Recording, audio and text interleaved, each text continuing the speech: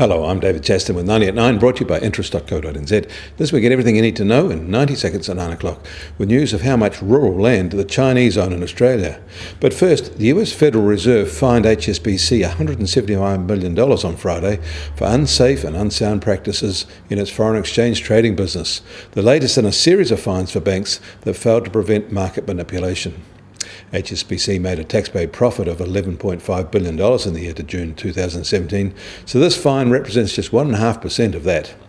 And in a separate settlement, Deutsche Bank agreed to pay $190 million to settle US litigation accusing it of rigging prices in the same roughly $5 trillion a day foreign exchange market.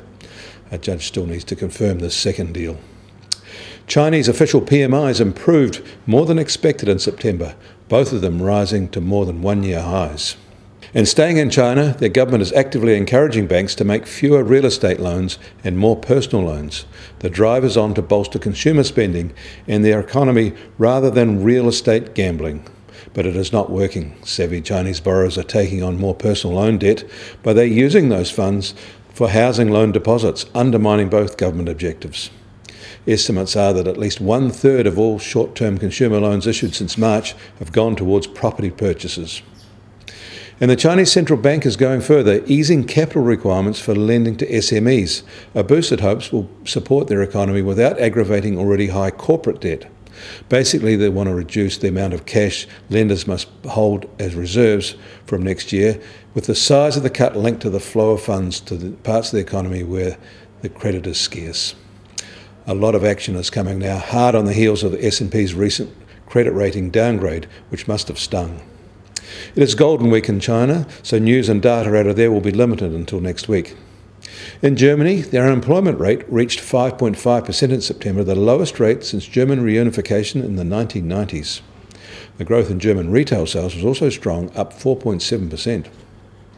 And don't forget that today is a public holiday in Australia. It's their Labour Day. However, we should report that an official survey of foreign ownership of agricultural land in Australia shows the Chinese own 2.5% of it. The largest holders are the British at 2.6%, and those are followed by the Americans who own 0.7% and a similar holding by the Dutch. All foreigners own less than 50% of their agricultural land, and actually foreign ownership went down in Australia in 2017 from 2016. In New York, the US Treasury 10-year yield is rising again and is now at 2.34%. The price of crude oil will start the week unchanged at $51.50 a barrel, while the Brent benchmark is just over $56.50 a barrel. The price of gold is lower again, down to $3 to $1,283 an ounce. And the Kiwi dollar is also marginally softer, starting the week at 72.1 US cents. On the cross rates, we're at 92 Aussie cents and 61 euro cents, and the TWI is now at 74.7. I'm David Chaston. That was 90 at 9, brought to you by interest.co.nz.